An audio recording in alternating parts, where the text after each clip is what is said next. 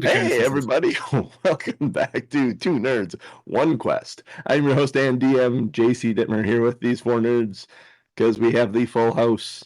The man in the Packer shirt looking for Taylor Swift tonight is one Ryan Crixus cooking up playing Lady Sil this morning. How you doing, buddy? Are you looking for Taylor Swift or are you looking for Simone Biles? Yeah, I mean, I'll take Taylor Swift, Simone Biles, and there's a WWE Liv Morgan is going to be at the game tomorrow. So that kind of trifecta, that's right in my wheelhouse. So just good, I'm in a swivel chair. Tomorrow or tonight? It's tonight, I think, isn't it? Yeah, it's Sunday Night Football, right? Tonight. Okay. I thought so. Tonight. The problem with this is they all have very, very large boyfriends. I'm not looking for anything permanent. That's fair. That's fair. Just while they're in town. I have a face to sit on while you're in town. Anyways, Tom, how are you doing this morning? Who? Tom M. Norman. I don't know. I couldn't hear what you were saying because you were laughing. Yes, I am fantastic. It is. It's probably a good thing it was unintelligible because I was laughing because it was rather rank. Or blue. Rank and blue? Just like a Saturday night at John's house? Tom Norman's house? Yes. I am good. It is cold. It is wintry out. We have snow this morning. Wasn't expecting that. Yeah. Oh, yeah. It's going to be a common theme. Yeah. This is going to be a morning. Yeah. It's a good thing we left when we did. I think we outpaced the snow. So how much snow is it? Oh, 7 inches. Oh, fuck. I'm kidding. It's probably like an inch. Probably should have been shoveling this morning. It's real fluffy. Arm's exaggerating again. Who? 3 inches. I would never. Fluffy. That man talking about the exaggeration in the hoodie is one Rick Kane Lefebvre. Yeah, man, 6 inches. More than 6 inches, which is actually 6 inches. How are you doing this morning, buddy? Good. Congrats to your LAFC. I was going to root for Cincinnati in the final, but since they didn't make it, I guess I'll have to root for LA. Yeah. It'd be hard to root against Cincinnati. They did such a damn good job this year. But Columbus, I got no problem rooting against Columbus. I have a long hate relationship with them. So yeah, the worst of first story for Cincinnati would have been nice, but they didn't quite do it. So nope. They're up 2-0, and they lose it in overtime 3-2. It's a good game to watch. The East final was, I think, a more exciting game than the LA game, but yeah, they're fun to watch. Yeah, for sure. And of course, last but not least, the lore master, the lazy dragon, the lovable limerick maker, the luscious, lovely, the boogrious. Is that even a word? Close. Our very own crew, Jeff Williams. How you doing this morning? Doing good. After a couple nights of a little less sleep than I wanted, but that usually makes for a good Sunday morning game. The word is lugubrious. Mm-hmm. Not lugubrious. Yes, you're lugubrious. I learned that from Hercules, Disney's Hercules. Yeah, isn't that? So, you ready for a recap? Oh, always. And a limerick, although you say it's sketchy this morning. So yeah, apologizing in advance for its. You were in Madison all day yesterday. You're forgiven. Yeah, I mean, I was going to do it on Friday night, and then I fell asleep before I got to it, and then I remembered when I was driving back last night. So this is a road limerick.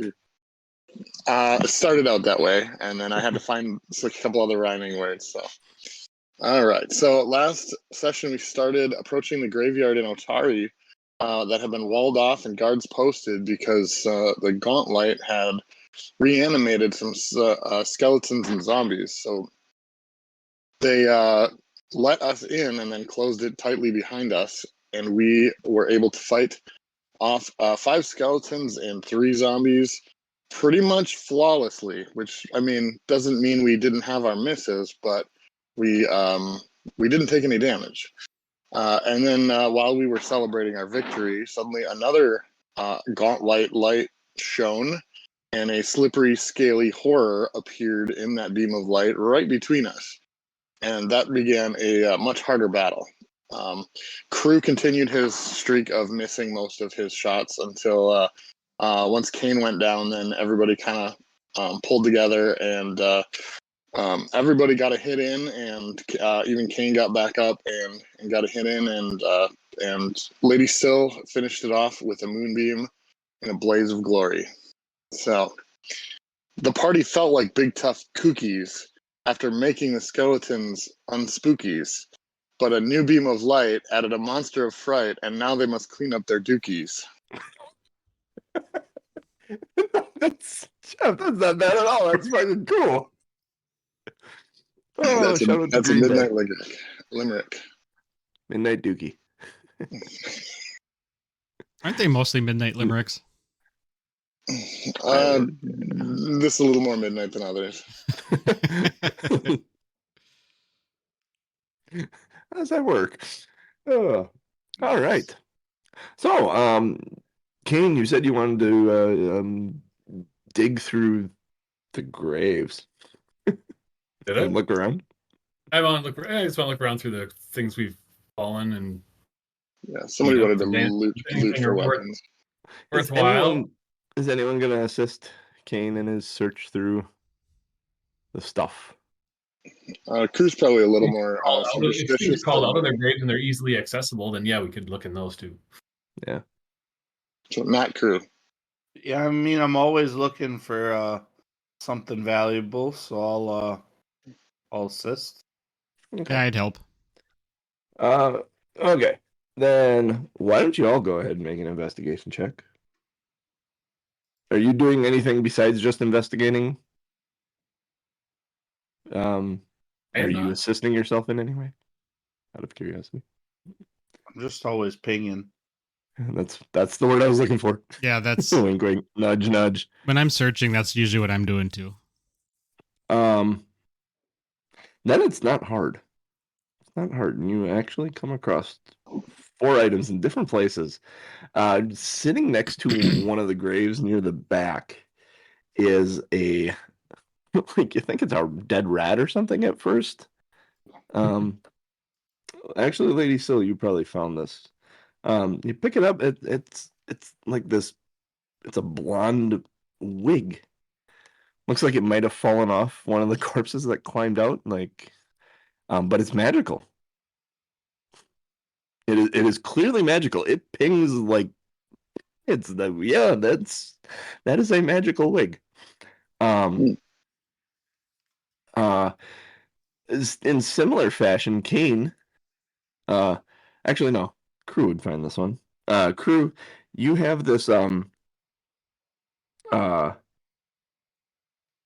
It's brown. You thought it was like a rat at first, and this one's actually, it was on one of the corpses. But it's like this wig that, and you realize when you throw it on. Actually, no, you don't realize. Well, no, you've done disguises before.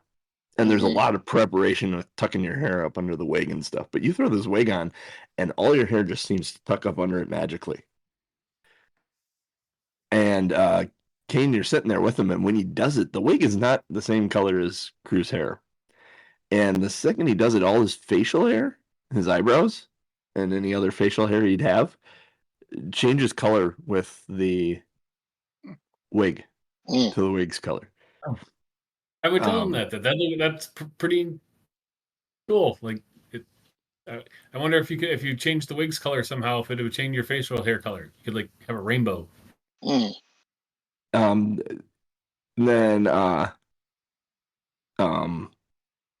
Abed, as you're looking, it looks like one of the zombies may have climbed out of this, there's like a robe or something half laying inside the dirt. And this pings magic to you. Sitting there. And Kane, as you're kind of looking around and you're looking at this stuff, you find this hat. And there's just something about the hat that is like, I like this hat. This It's a nice hat. it is a very nice hat. It's a comfortable, stylish, wide brim hat. And you throw it on, it's kind of keeping the sun off your face. I'm nice. Sure it matches my plate armor very well. Yeah. Does the hat match the armor? Carpet match the drapes? You're starting to look like Graz. All right. Yes. Do I have to spend time with this? Oh, yeah. If you want to know what it is, you got to spend some time with it. So I'm just going to roll it up and put it in my backpack for now until we get back to town. Okay. I'm going to wear mine. All right. You look, well, not completely different, but pretty different.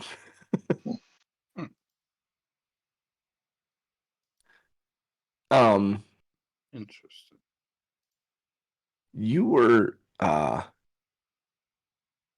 relatively warm, Kane. Warm? Yeah, from the fight. You were lathered up. You guys were fighting. It always kind of warms you up a little bit. When you put the hat on, you feel a little bit cooler. Does he look cooler? Of course I feel cooler. I look Exactly. I don't know if you guys are exploring any more or whatnot, but I think we would need to get back if we're going to get back. We should. I'm going to say to the group, we should probably get back and rest up before heading back into the Gauntlight. We should discuss what happened here. Yeah, I'll check in with the guards on the way out, and basically say I don't know if this is going to happen again. So maybe leave those boards up and keep it locked. I don't know if you need to post guards or not, but probably a bad probably idea. Keep it the way it is for now. Well, yeah. I will stay here and stay in guard of the dead. I suppose that's what I was doing before, but now they're like dead. Yeah, and tell your boss or bosses or whoever that that's probably a good idea. Yeah, you go tell the sheriff. And he looks at the other guy, and he goes like, "No, you go tell the sheriff." And then they start bickering back and forth about who's going to go for the walk. No, you shut up. You shut up. No, you shut up. You guys kind of walk away, leaving them bickering back and forth. One of them was eager to get out of here before. Now he wants to stay. Well, now there's nothing to do, and they're not concerned. The heroes came and saved the day. Yes. So, head back to TBD, head back to Crow's Cast, head back where? I think TBD's not done, right? Just go let some people know that we were successful. Go and tell Ellie and a few others. She looks at you, and you can see she's actually in the process of, there's a big wagon out front, and there's like tables and chairs being brought in. First of many, she says. You took care of the issue? Oh, excellent. I can tell the sheriff then. Temporarily, if more of those lights come down, it could reoccur. Seems to be spawning more. That's not good. I've not ever seen anything like that. All right. Well, needless to say, I will alert the sheriff to the current state of the graveyard. And I assume you guys are heading back. I got some travel food here. And she pulls up a sack, and she's got like 3 different bags of like travel food. Probably about a week's worth of rations for all 4 of you. And I think we want to spend the night again, because I think we used some spells. So I think we're gonna stick in town for. Okay. still don't have beds yet. That doesn't seem to bother you. She looks down. But the rest of you may want to hit up the Crow's Cask for one more night. The beds should be coming in 2 days. So I got confirmation of that this morning. All right. And those of you that came with, that was Crew and Abed, yes? Yeah. Yep. She looks a little more frazzled than she normally does. Her tight bun that you're used to seeing on her now is a little bit kind of frizzy out on the sides, and like she looks like she's been busy. And Abed, stop looking at her tight buns. I'm just gonna pull my hood further up. Down, try and cover your eyes where they're going.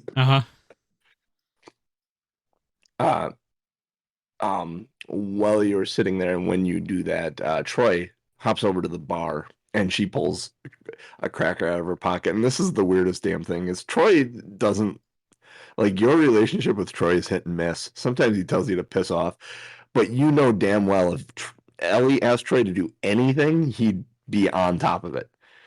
And she gives him a cracker as he hops onto the bar. And he just kind of nuzzles his head into her neck, and just kind of. And she's very sweet to her. She's like, "Oh, that's my good bird." And then when he jumps back to your shoulder, she kind of wipes her hand off where he nuzzled her, because he's not the most healthy looking bird. He's also not small. Yeah. I like to think he's got all the crumbs in his mouth, and just like as he's sitting on the shoulder, just all down Abed's shirt. Perfect. Yeah. All right. So you will be spending the night. Crew, are you staying here? Are you staying at the Crow's Cask, or? I just feel like I want to go do roguey things at night, so I'll just find a place to sleep, and I may not pay for it. Okay. But I do, everybody else can do what they want, but in the morning I want to get up early and go find the most elaborate breakfast I can possibly find for everyone and bring it back for the four of us and Ellie. Okay. Make an investigation check. Know where the which is perception in this one? Yeah, it's perception. Stuck in nice. 19 plus 6 for 25. 19 plus 6. Pretty good. 25. Hell yeah. You find the best breakfast that money can buy, because I'll pay for Otari, this. Not that money can buy, that Otari can offer. Oh, okay. Your success outstrips monetary value.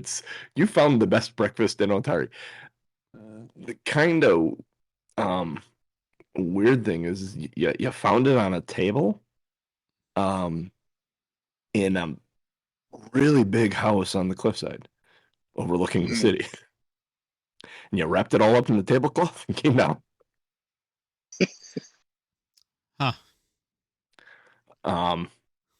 That sounds good. Anybody else want to? I kind of jumped to morning. Anybody else want to do anything in the evening or overnight? I would looking at your spending time with your items. This is when you'll find out what your items are. I would have. I would take a bottle of something up to my room and research my wizard book and just go through my spell. Relearn my spells and go over my cloak. A bottle of baby oil. Whoa!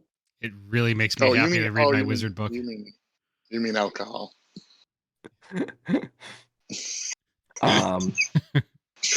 you study your robe at all? Yeah. Oh yeah. I am definitely. Okay. That's my first focus.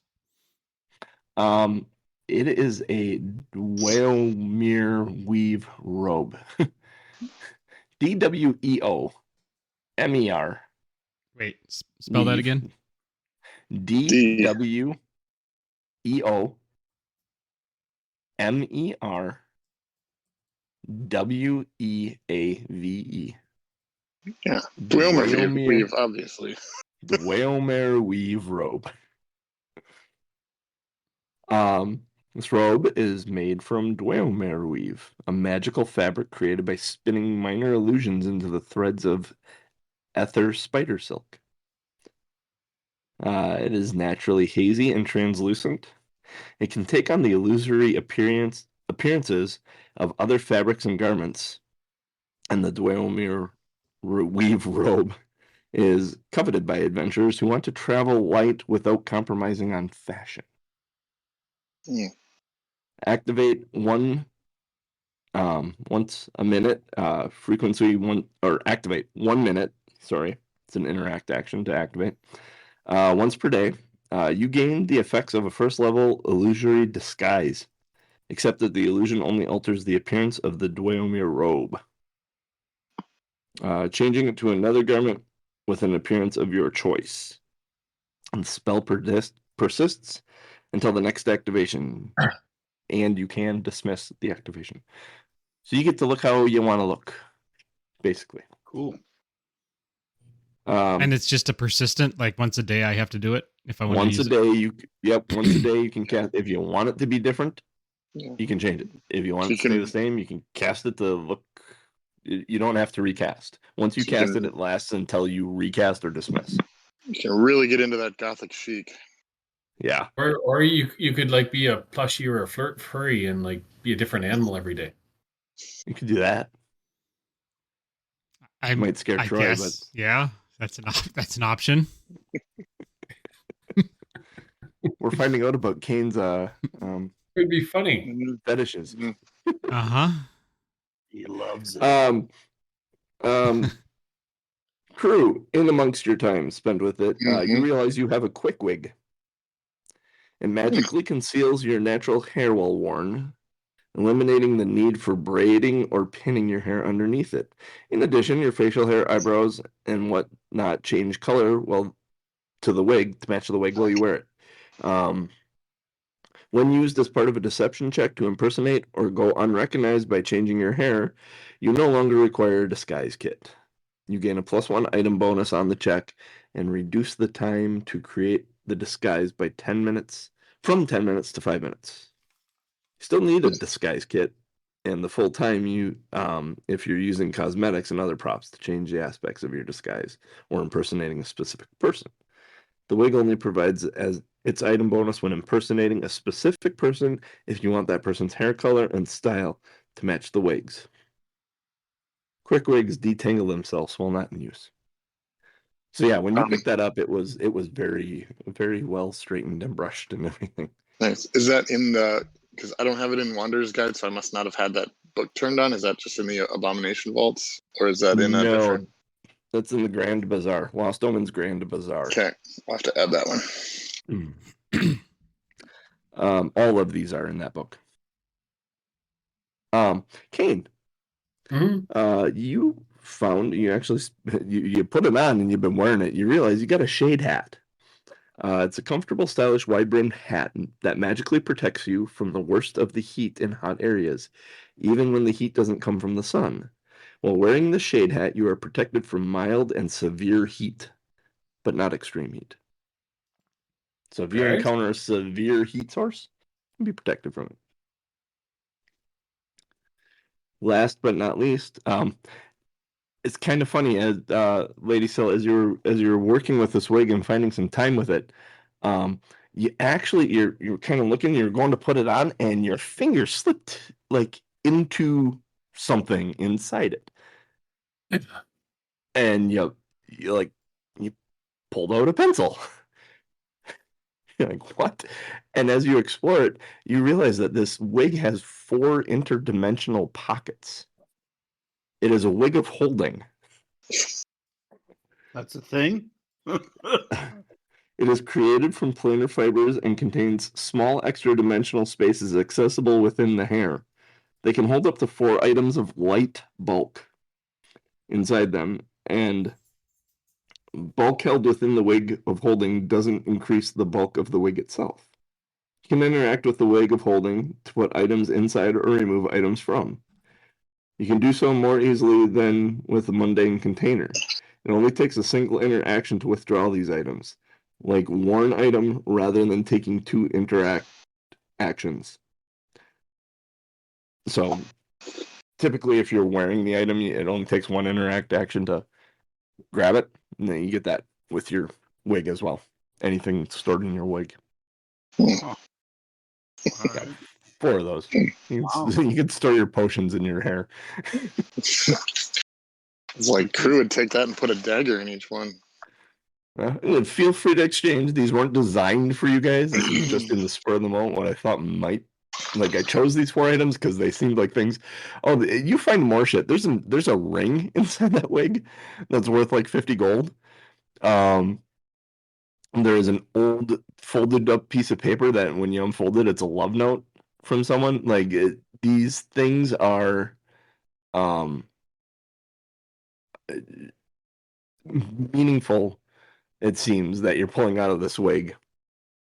But when you think about it, all these items, like the worm hat or the shade hat, came off the corpse of a little old lady. Like, she always working out in the garden. Of course it did. found a magic I hat. stole Grandma's hat. Yes, you stole Grandma's hat. Her corpse. You think about the illusory robe that someone set it up to be what they wanted to be buried in. It looks like it may have been a more expensive way, but quicker way to put someone in their Sunday best for a burial. And that same with the wig. It'd be a good way to just get the hair right, just right on a corpse. On a corpse who had some severe head trauma that they needed to cover with a wig. Exactly. And if y'all get together and talk about it, you kind of think that the coroner, he's got some ins with some magic folk, or some folk with money at least. Like, he may be worth talking to. I don't know. It's up to you. It's all cosmetic stuff primarily, other than the heat resistance. Nice. The wig with the pockets is kind of nice. Interesting. Okay. And the ring that came out of the wig is not magical. It's just a thing. Oh, it looks like a nice, like, wedding ring type thing. Like, it may have been someone's wedding ring that they wanted to be buried with. Weird. All of those bodies are destroyed, so there's no owner anymore. Until now. I'd argue there wasn't an owner once they died. Theoretically. If it got buried with them, it's like does that belong to the estate? Who does that belong to then? I don't know what those laws are. Digging up graves. And I don't want to search for grave. Belongs to me now. Yeah. Say, who owns the contents of the coffin? That is not a search I want to make on Google. Dibs. Dibs. Just to confirm, so it sounds like that was a that was a wig of holding. Is that yes? Yes. And so if that's a wig of holding, who's carrying it? I mean, maybe me. Up to you. That's for you for now, unless you have an interest in trading or selling. It seems like it would fit ladies still quite well. She could grab little trinkets and just stick them in her bonnet, and away they go. That's the plan. So I picture this going like sometime in the dungeon, like just nope, that's not it. Nope, that's not it. Nope. Or like the secretary in Ferris Bueller's Day Off, just repeatedly pulling pencils out of her hair. Yeah. Uh-huh. You're a bad back, Ed. You shouldn't be throwing anybody. It's amazing. I fucking love that movie so much. I think this calls for rewatch.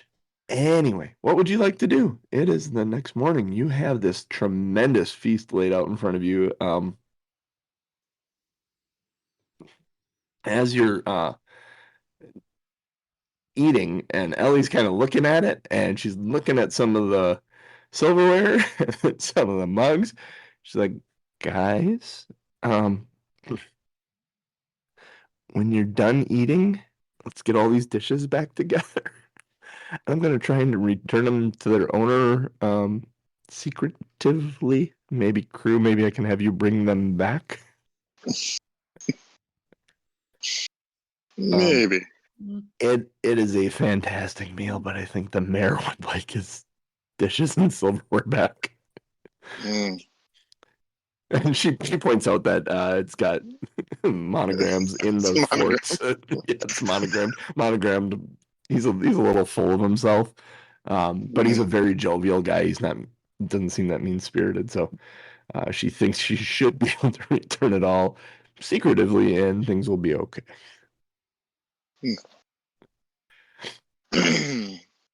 Yeah, meal fit for a mayor. Mayor? Chimera? Mayor. As he said, it's the best. It's the best food Otari has, and the best guy here is the mayor, apparently. Love it. Well, now I know where to shop. Shop. You keep using that word. I don't think it means what you think it means. All right. So, what would you all like to do? I'm assuming we're back to hit points. Oh yeah, you've rested, you're recuperated. Looking good, feeling good. Big breakfast. No longer clumsy. Look good, feel good. Clumsy. Feel good, spell good. Spell good, level get good. Oh, that last one's a stretch. Yeah, we only have so much time to level up. About 134 experience points. I would like to wipe out the town. Does that give me 130 experience? Are you? I was going full. Ryan's shaking his head with a panicked look on his face, and I think that's the proper reaction. How much experience do we get for Abed? I'm like, are you sure you want to wipe out the town? Some people in this town that might be. I mean, Ellie's nice to Troy, so we'll let her in the bar live. Hey guys, can we reconsider? Can I do one last thing on the way out, whether it requires a steal or not? Can I grab a pack of crackers that Ellie was feeding to Troy, and just take it? Feeling jealous? No, I'm creeped out by the bird, and I'm hoping this helps. Yeah. You actually are. I mean, if Ellie sees me, I'd probably just leave her a coin or something for it, just to I'm not. You'd look around over her shoulder. Yeah, swipe them. Then no one notices. Cool. So, on the way up, you guys are headed back, right? Yes. Mm-hmm. On the way up, crew, the walk is a little bit stressful because the creepy bird keeps flying over to your shoulder and landing on it, and then you kind of jump and flail, and he flies back down, and he keeps landing on your shoulder repeatedly. More. I made the wrong choice. You've chosen. Almost like he smells that you have food. He smells what you're cooking. So basically, Troy is acting like Brutus and Gus. Yes. For those uninitiated with my dogs, if you have food, good luck. Good luck, Godspeed. Yep. They don't get annoying with it, really, though. They just sit there politely. Troy, on the other hand. Is getting a little annoying. Yeah. Do you do anything on the way up to alleviate this, or do you keep it hidden? I'll see if probably for this trip, I'm just gonna let it happen and just ignore it, and then if it becomes a permanent thing, you're like, "Fuck!" Just throw all the crackers on the ground. Hasn't gotten that bad yet. All right. You work your way back up. You're crossing the remains of the bridge. Do you want to go after the spear? Nope. Right? Are you sure? Looked like you were expecting it. I mean, we'll let you know, but just asking. Sooner or later, you're going to be like, yes, I do, and you're going to murder that thing. Get by that time, like toothpick of a spear that's left. Yeah, it's got like bite marks on it right now, and it's like when you say, "Can I borrow a pencil?" and someone hands you one with like bite marks on it, it's like, nah, you keep that. Okay. You head back in and through and down to B6. B6. You don't know where B6 is. You head down to the second level, the room with the secret door and the 3 chairs, where your tokens are. We've been chalking the floors in the rooms, giving them identification so we know where we are. Floor 2, room 1. Okay, so we probably would have looked at the map that we had and talked about which way we wanted to go. Yeah, so which way is that? Yeah, that's what I was going to ask. Which way did we talk about going? And who would have made that decision? My assumption is we would have wanted to eliminate the smallest, easiest place to clean out. So I don't know if that's continuing north or if that's kind of going back to that south middle area. I guess my vote's for north. Because. For reasons. So back through the secret door and north. Yeah, the secret door and turning north. Along the way, on the left-hand side, you notice there is a door, probably about 25 or so feet further north. There is a door. Can you see it, or do I need to draw it? I can see it right there? Yep, right there. There's a door right there. I'll check it for traps. I was gonna say there is also a door to the right near the end of the tunnel, and then a door at the very end of the tunnel. Under that door, there is a glowing green light that just kind of pulses out from underneath that door. I'm gonna ping magic to the north. Um, you might not be close enough from where you're standing, but I would get close enough to ping. Gotta find the right page. I will check this door. Just checking for traps is thievery. Yes. Yeah, actually, yeah, I'll stand there.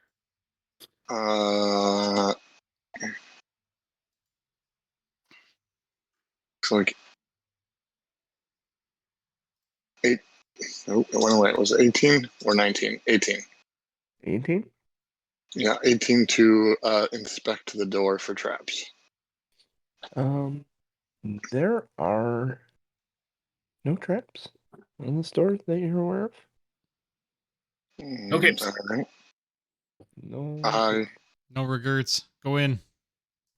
I'll open the door like normal. Feeling pretty confident today. Full hit points, full crew behind me. I mean, wait. You are the full crew. Oh, yeah, the big breakfast. Yeah, big breakfast. Feeling confident. Big breakfast, full crew.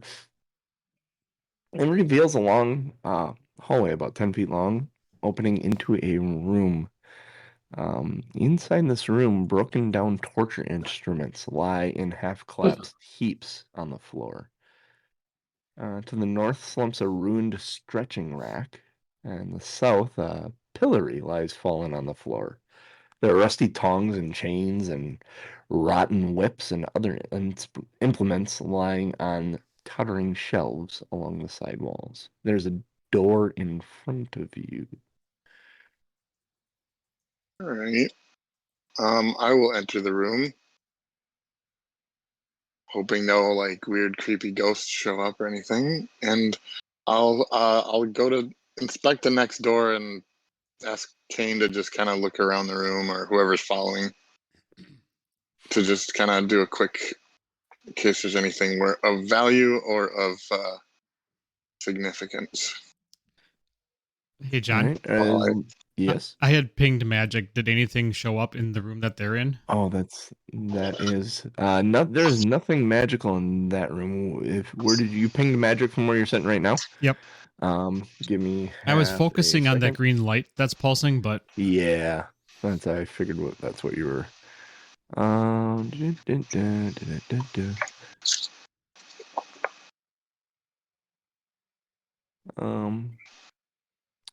You don't pick up. Let's see. I'm trying to figure this out again. I know I read this before. There is a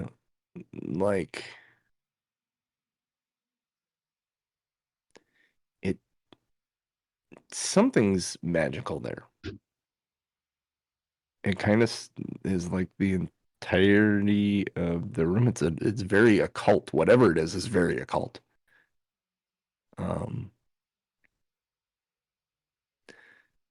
Definitely magic-y. Yes, on the other side of that green door. I'll walk up to Lady Syl and I'll kind of, nudge her, give her the elbow, and be like, "Eh." Because my assumption is that she's always doing the same thing as well. Yeah, and she's very attuned to the occult, but even she doesn't know what this thing is. So she's kind of peeking around the corner up here and just making sure, but not really confident to open that door yet. No. Yeah, looking to your left, there is a door at the end of the hallway and a set of double doors on the right. An elderly wizard running a witch and wizard school. So I got a 16 to check the door for traps, and then I look back at Kane, and I'm like, wait, where did the other two go? Shouldn't they be following us? Kane, you're looking around at the room, and everything is just old and rusted, and like you look at a weapon and go, oh, cool, that'd be fun, and kind of pick it up, and it crumbles away in your hand. A piece of it breaks down. Nothing in here is going to be worth anything, unless, of course, you want a pillory. That seems to be the one thing that seems, and it's only because the wood used to make it was so thick. No, it would need new straps for it, but nope. This is junk. Where the other two go, I have no idea. I'm not a dare keeper. Not my day to watch them. This is gonna be the thing. They're awfully confident for their lack of battle prowess. All right, yeah, this is a lesson learning for all of us, I think. This group dynamic is actually very fun. You have two guys that will just go forward into everything, and then two guys that are very cautious, but they never stay with the other two. I'll push the door open. Let's see what's behind the door. Yeah. All right. I was looking for Kane's cue. Do we go back or do we open the door? So I'll open the door. Open the door. Again, still confidently. Oh. It turns and goes to be a hallway. We saw the map, so we know this kind of bends back on itself. So we'll just kind of do a circle. All right. I'll just loosely look at this door. I'm not going to inspect it, but just if it looks like it's got like demonic symbols on it or something, or anything. Otherwise, I'm just going to walk past it. Give me half a second, because that leads into.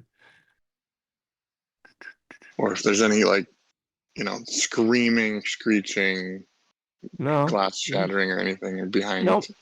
Nothing demonic about it. Nothing. Screaming for help. All right. Can I go up to this door then? I'm not even going to check it for traps. Can I kick it open? Sure. Yeah. Yeah, I'm going to kick it as loud as I can.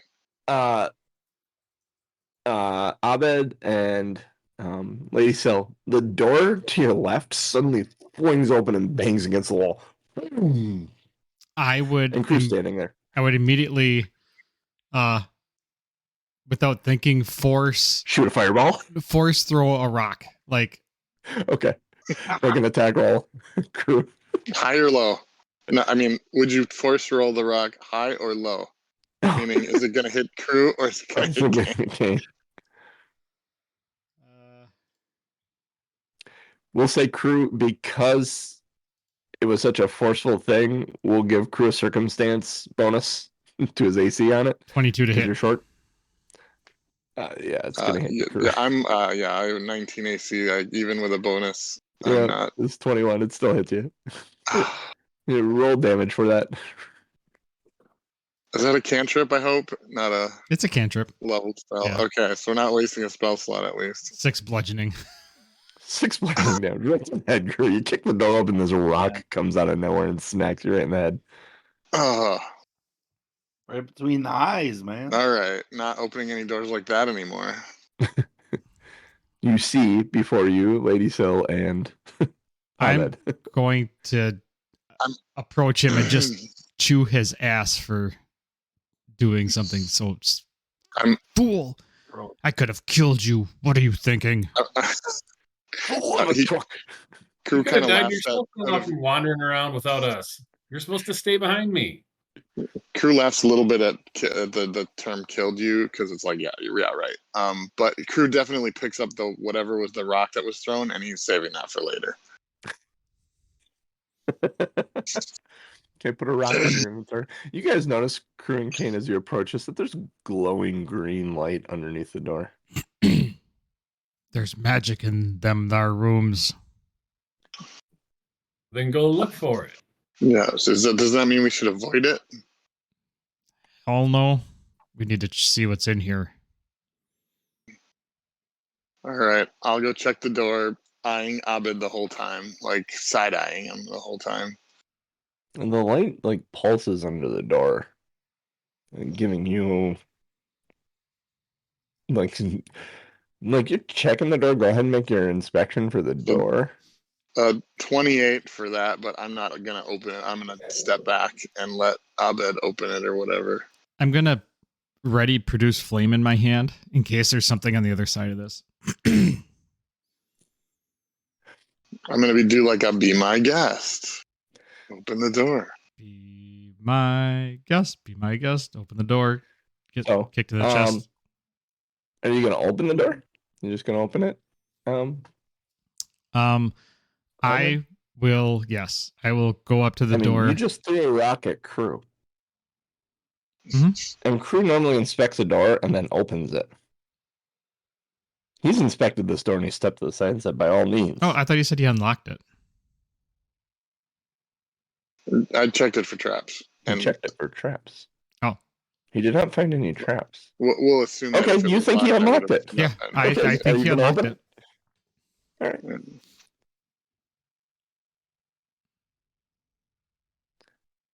So yeah, I'm going to ready produce flame in my hand, and I'm going to open it with my left hand. You need to move into door hand placement. Why do I feel like I'm about to get kicked right in the crotch? We're all hoping that too. You open the door, and the eerie green light is pouring out of a bathtub, and a ghostly energy rises out of the bathtub and says, I was Otari, save me from below. And you have but a moment. Can I nope and close the door? Before that, what do you? Can I nope and close the door? You can say nope and close the door if you like. I'll wait for her to finish talking, but if she makes a move, I'm gonna nope out. Well, if you sit and watch it, it kind of boils over the side of the tub into this, and it's not something physical. It's ethereal. It's like a light green stretching into this ribbon long slithery thing that slides basically out of the tub and then along the floor and right through your feet and turns to the right as it comes out the door and heads back towards the door that Crew and Kane came through. And I'm assuming everybody else sees it. Oh yeah, slithering like a snake at about 20 feet every 6 seconds. It's not hard to keep up with if you want to follow it, but it goes and slides through that door they came through. What's that attached to? What's that, Rick? What's that attached to? I can't see what's in the door. It's slid out from under the door, through the door. It's going out and turning right down the hall. It like went past you, Kane. So is there no light coming from the room then, or is that? Oh no, there's still light coming from the room, but the entirety of the thing is maybe 25 feet long. As it goes. Once it leaves the room, I'm gonna ping to see if that thing was the magical or if there's still magical in the room. There's magical, the tub and the thing moving away. I wouldn't say that to both. I would say that to everybody. It rolls through that door, is about to slip out of sight around the corner.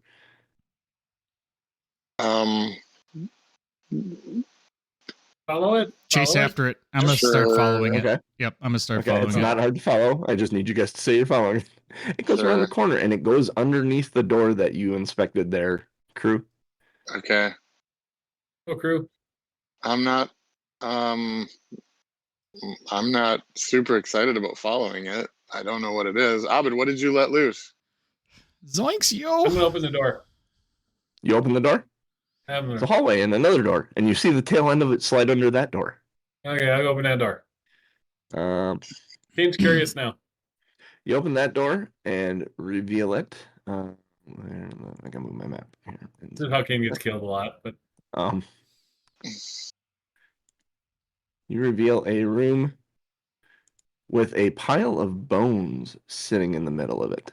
The thing kind of slithers around the pile of bones and through through a door on the back side of the room.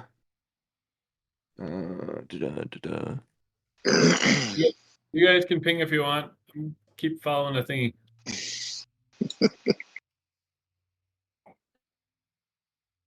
Yeah, I'm good with that. Yeah. Can I just look and see, does the skeleton in the room look human or other? Make a nature check. Recall knowledge, nature. Yeah. 14. 14. It's some you don't know if it was a bull or something, but the skull definitely has horns on it. Like big horns, and it's all entangled with the runes of this table. The light kind of danced through it.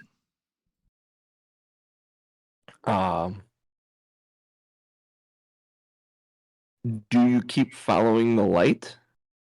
Yep. Okay. You open that door. Yep. I'm getting all kinds of experience for uncovering rooms. It's like Diablo, where you get like the pop-up notification when you hit a new area.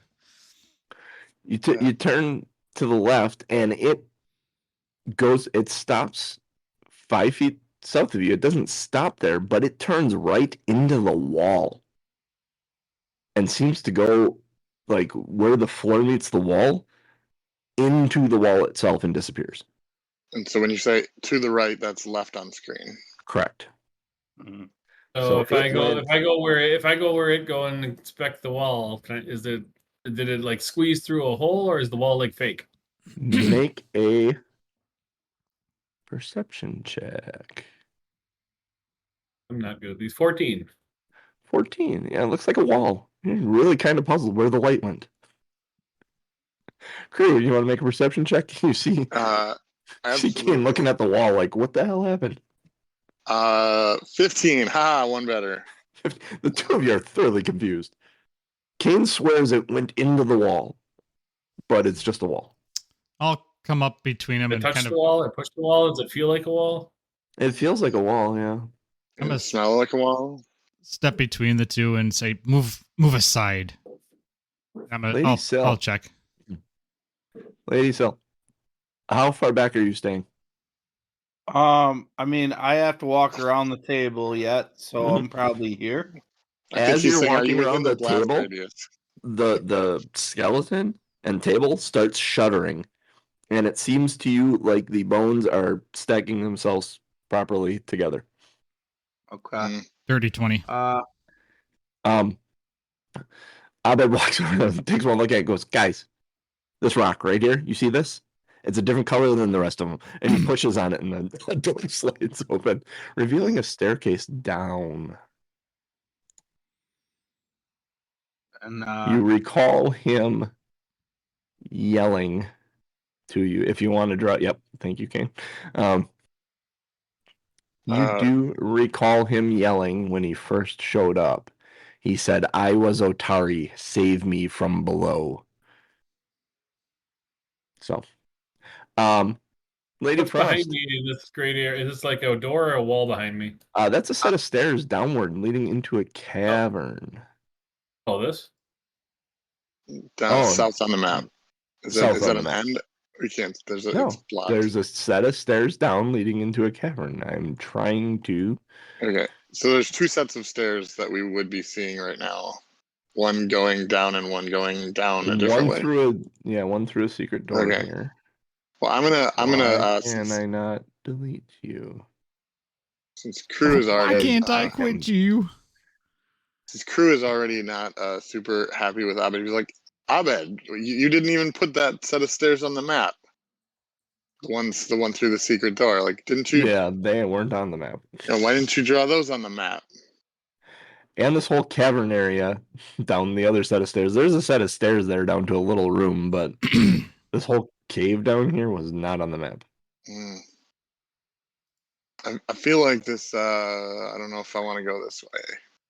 Lady Cell, at that moment, as they're doing that, is there anything you'd like to do as this thing is fully assembling itself in front of you? Yeah, I'm gonna say, hey boys, these bones are rattling. Sounds like we've got some company. Crew, you look through the door, and there's the last bit of a minotaur skeleton building up, and the head kind of drops on top, and all from the head. Roll initiative. That's why it couldn't tell what it was. It wasn't a bull, and it wasn't a person. It was a little of both. Yeah, exactly. What room is this? This room is not a room I had set up.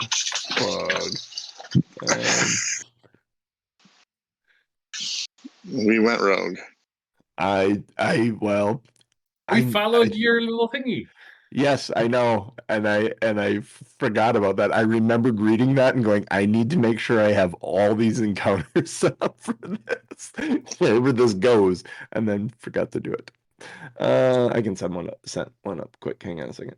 Nope, I didn't do that. New encounter.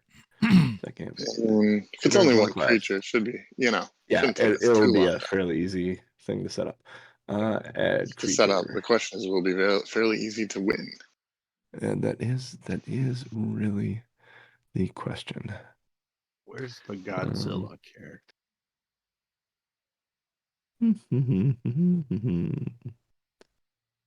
Oh, it shouldn't be too bad. All right. Abed, what'd you have? Oh, you didn't ask for perception, so. Okay, crew. 19. Kane. 11. King had 11. Lady Sil. 23. Ooh. Abed. 19. 19. And he has a, let me see, where's his perception? Okay. Dum-dum-dum. Roll a die. Roll a die.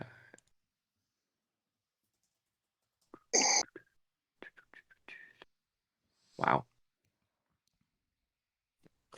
Whoops. Lady Sil, your initiative's 230, apparently. Sweet.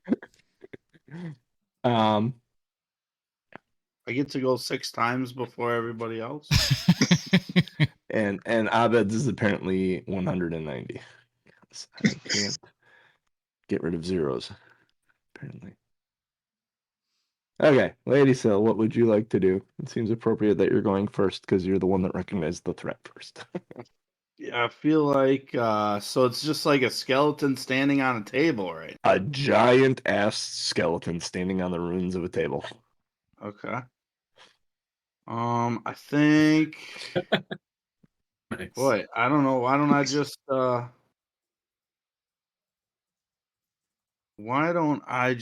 do a little moonbeam action right away? That sounds fantastic.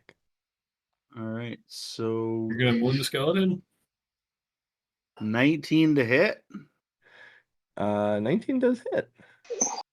All right, rock and roll. So then it gets 6 fire damage. 6. And the target is dazzled for 1 round, which means if vision is its only precise sense, creatures and objects are concealed from it. All right. The fire does not seem to do as much damage as you thought it would do. I thought it would do a lot, so. Is there anything else you'd like to do? You did your moonbeam. I'm golden. I'm golden. happy. All right. He is going to.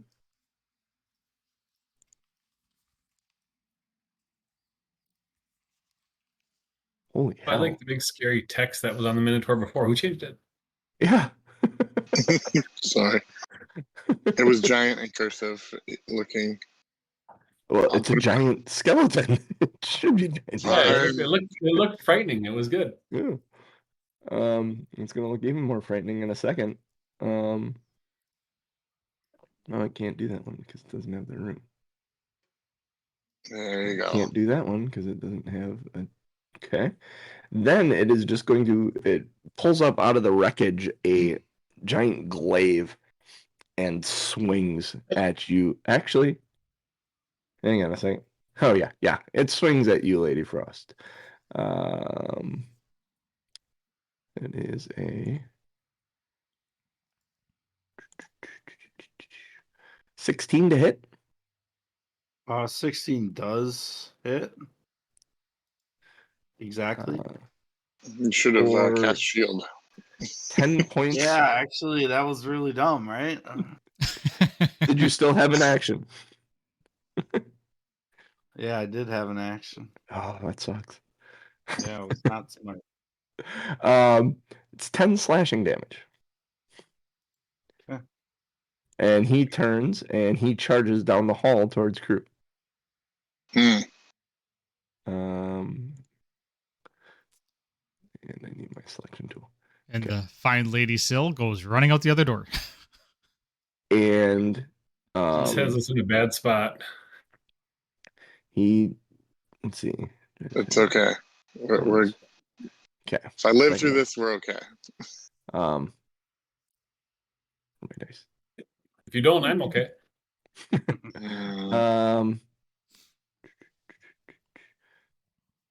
15 to hit as he charges to you. I'm gonna duck under that because my AC is 19. Nice. Yeah. You duck. Yeah.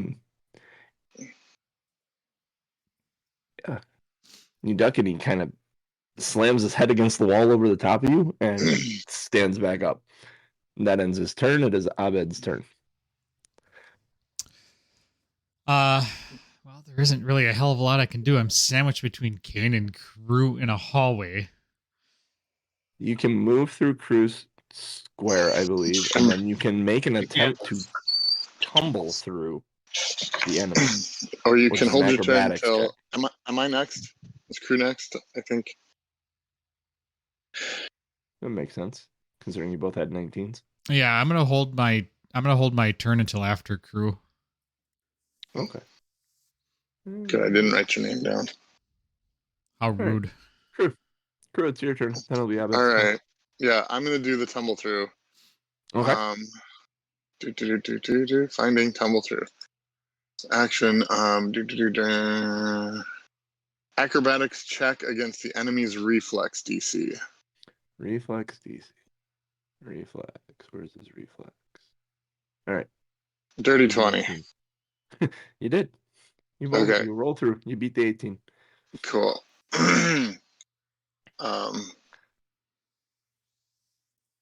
So then I am going to just get. Yeah, so that's just one action. So I'll use my other two actions. Are you gonna actually move yourself from? Yeah, sorry, I'm Windows. It's all good. All right, and then I'll use my other two actions to do my twin feint. All right. So the first one will not be flat-footed. That is the rapier, and that's a 14 to hit. 14 misses. All right, and then the second hand with the kukri, 18. 18 hits. Awesome. Type of damage? This is slashing. Okay. And because he's flat-footed, I also get sneak attack. Is he flat-footed? No. Because I use twin feint. Yes. Oh. Yeah. It automatically applies flat-footed even if you miss the first for the strike? second attack. Yeah, it's the first attack is a distraction for the second attack. So I thought you had to hit with this first attack in order to get that bonus. Okay. Cool. No, it's only one extra, so a total of 11 slashing. 11 slashing. Yeah, it doesn't seem to do as much as you thought. Yeah, I learned that in the graveyard with the other skeletons. That's my turn. Okay. And then we go to Abed again. All right, so I will. So you are technically right here. You can see him around the corner. Yeah, keep around the corner. You can see him. He's rather large. Yeah. I'm going to step up, which is a terrible idea, and force. You're okay. Well, can I see around the corner? Sure. Yeah, I said you could see him. Yeah, but I want to know if I can see around the corner because I want to force pull. I want to bludgeon him with like a large hunk of wood. His own shoe. Sure. Yeah. Okay. From there. Yeah. Okay. So I will. 5 feet's a large area. You can get there and kind of lean over and go, yeah. Okay. All right. So I'm gonna peek around the corner and find a large hunk of like cement or wood or something that's over there and just pull it. Wood past table leg. Yep. 4x4 chunk of table leg. Yep. Past crew and hit the Minotaur. Hopefully. 24 to hit. 24 absolutely. Nice. Right in the back of the head. 7 in the skull. Bludgeoning. That does a good that is a good hit, sir. And then I'm gonna go shields up and a whoa. And a hiya. And a Yep, and then I'm shields up. Yes. Okay, shields up. Shields up, Captain. What am I doing here? Okay, he did that. I'm checking that. Yep, he's good. And that's all your turn, so then we move to Kane. He would be flat-footed then. Yes, he would be. Smashy face. We're figuring out our party strategy. Yes. So I didn't hear you, Rick. 30. Oh, sorry. 30-20? 30-20. Sorry, I didn't know if I'd muted myself from the dog earlier. No, you're there. 30-20 hits. Absolutely hits. I think 10 bludgeoning damage. 10 bludgeonings. And then second swing. 23 hits. That hits too. Holy cow. 10 more bludgeoning. You're getting kind of close to a crit there almost. Because 10 and 10. 10 and 10. That moves your turn to, let's see, let's go. It's Lady Sil. We're back at the top of the order. Groot came through. Did a little kind of. You're going to try to be more intelligent this turn. So she's going to, let's see. She's just going to attack guys right there. So Foxfire. All right. So 20 to hit. 20 does hit. He's 5 damage. Not Sil. How much damage? Oh, it would be. Cold. It's weird 5 cold damage. Doesn't seem to do anything when it hits him. Oh boy. I mean, I'm gonna try again and 10 to hit, so that doesn't do anything. Maybe. Nope. That's 10 not would miss. ideal. All right, and then shields up. Shields up. Amen. No, they break. You have to smash I'm moving. them. I'm saying, boys, I need your help here. Like she was doing all the work, and then go ahead. She clearly didn't see the board fly from the middle of the room. Oh, smash. Yeah.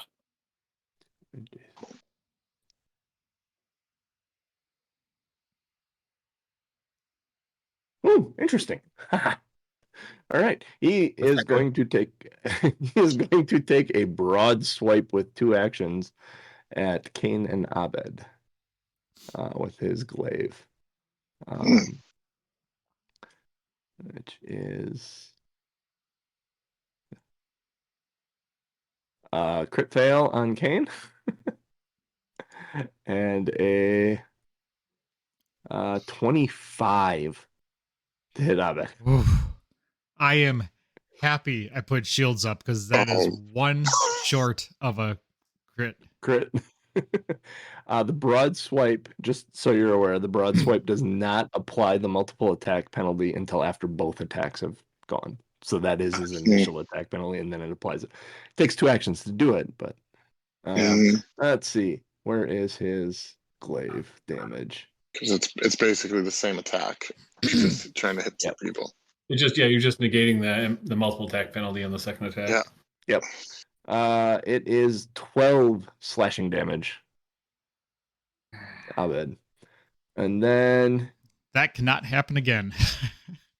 He is going to turn. Nope. He's pissed that he missed Cain the first time, so he's going to swing just a normal attack at Cain.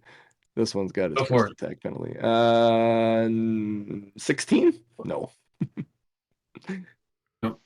Would the attack penalty then be his third attack still? I mean, it doesn't apply until after, but it still applies 2 attacks, doesn't it? No, because it doesn't matter. It's a 2 action single attack. Okay. Adjacent foes, both of whom are within its reach. The multiple attack penalty does not increase until after both attacks are resolved. Question would be, does that go to?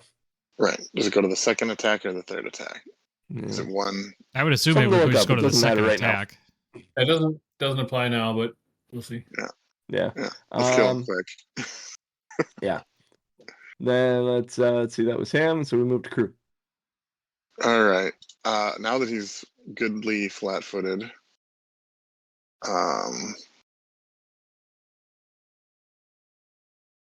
I will just swing with the rapier. All right. Knowing that. Oh wait, no, this isn't slashing damage, but so 16, which would 16 hits. Okay, cool. And this is a finesse weapon, and he's flat-footed, so I also get sneak attack. Ooh. Again, the sneak attack applying to all successful hits. Nice, 6 on that, so 16 piercing this time. 16 piercing. It doesn't do as much as you thought it would do, but it's better than your first hits. Yeah. He's not looking very good right now. All right. Second swing with the rapier is 7 to hit. That misses. And I have nothing better to do, so third attack, 12. Sure. That misses as well. It's closer. I figured. It misses as well. Because I think I swung at a 14, so even flat-footed, that would have, it was a miss before. It's a miss now. All right, that's my turn. Bad. All right, yeah, I'm. Since it worked so well the first time, I'm gonna peek around the corner and force pull another board at him. Okay. I'm waiting for you to nat one and hit me in the back of the head. Or just roll a 5 or less. 21 to hit. 21 does hit him. 8 bludgeoning damages. You want to describe how this motherfucker dies? Yeah. Over the top of Crew's head, this 4x4 leg from the table comes sailing in. What happens? I reach around the corner and grab the biggest board, and it's a struggle because it's too big normally for what I can do. But because I'm pissed because I got hit, I yank it with all my might, and it comes flying through as a 4x4, and just crushes right through his skull, flies over Crew's head, hits the Minotaur, and just obliterates his head. Cain, you are littered with bone dust and debris as the skull suddenly shatters in front of you and comes sailing at you. And he giggles a little bit because usually he's doing that to somebody else. So this is what it's like. All right. That will take us out of initiative. Excellent. And that's how we do things around here. This is how Lady we do Frost. it. Lady Frost doesn't really say much, but she starts to wander back to the green room that this monster came from. That wasn't this monster. This monster came off the table. This is what Lady still assumes. Well, I just saw the green guy come under the door, and then the skeleton started to come alive. So I think you would think what I thought. All right, I'm gonna follow Lady Frost. You know that I know that we know. But does he know that you know that he might know? Make sure there's nothing left in this room. Looking around, in amongst the remains of the skeleton, there is a let's see, there's a glaive, clearly, and there's a set of half-plate armor that kind of piled up with him. Sounds heavy. It is. It is category heavy. Bulk 3. You do know, or Kane knows, that typically that's 15 to 20 gold for that armor. So do you have that armor better? Because I think you're the only one who's going to wear it. I have better, but it's bulk 3. I don't. It's bulk 3. It will not fit in your wig. I would be encumbered and clumsy if I were to pick it up. I'd like to sell this half-plate wig. Clumsy because you're falling in love. No. I don't know if I want to go down sledding hill with nothing but a government piece of plastic between the tree and my brain. Besides, if that gets dented, my hair just ain't gonna look right. No. All right, I guess it is that time of year. Yep, and we are there. All right, so you head back to B28. The glowing is dimmer.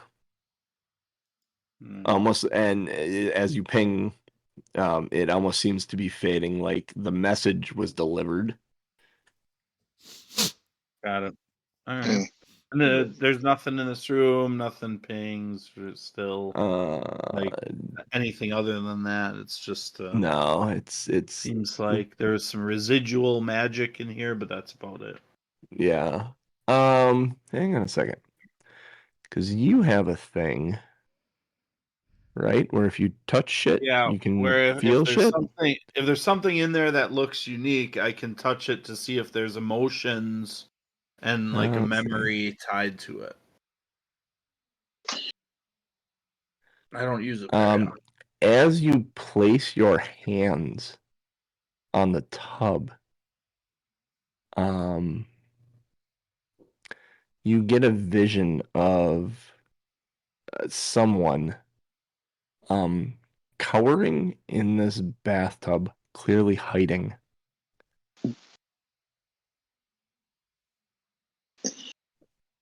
And then at a point there is a sudden motion very similar to what you saw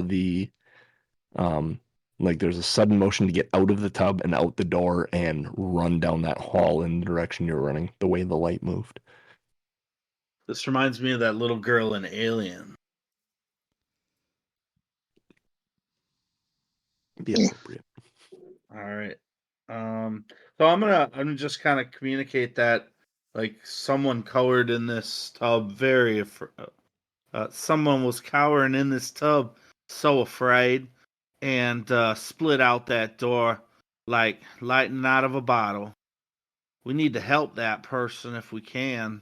Maybe it's an entity by now.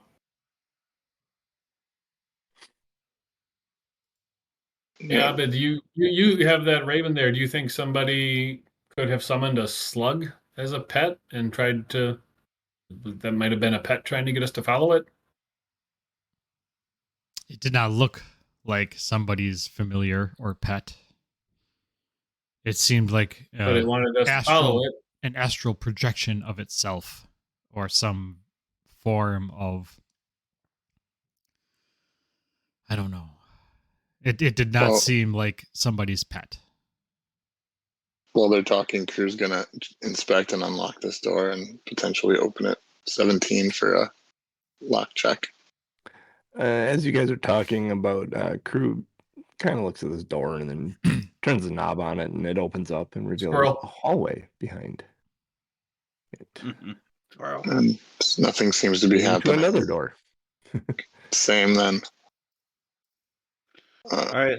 And then Lady Sill's going to turn around, look at Abed. He looks a little rough. So I'm just going to cast a full heal to see if I can give us a little bit more hit points here.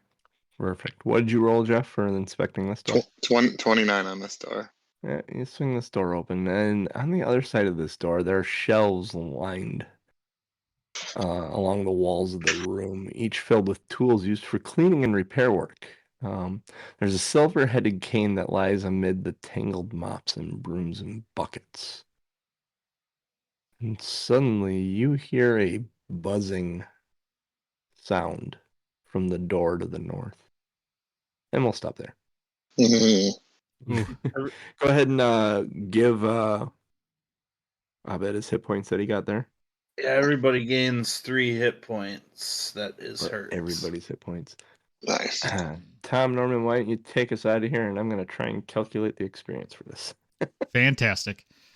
We are Two Nerds on Quest. We are here Sunday mornings, 8:30 a.m. Central Time, twitch.tv/TomMNorm, TOMMNORM. Also, we are now live streaming as well. We are simulcasting. Is that what that is? I think so. bit.ly/nerdtube, NERDTUBE. Nerdtube. That's YouTube. It's our YouTube channel. So even if we are not actively streaming, you can go to that bit.ly link, follow the channel, help us grow that channel. All of our replays are there. All of our videos are there. Yeah, so you have your choice now of watching it live either on Twitch or YouTube, depending upon what your preference is. And chat should be cross-stream, so if you chat in YouTube, it should be crossing over into Twitch and vice versa. So you now have a choice, and join us. Join us. I know you want to.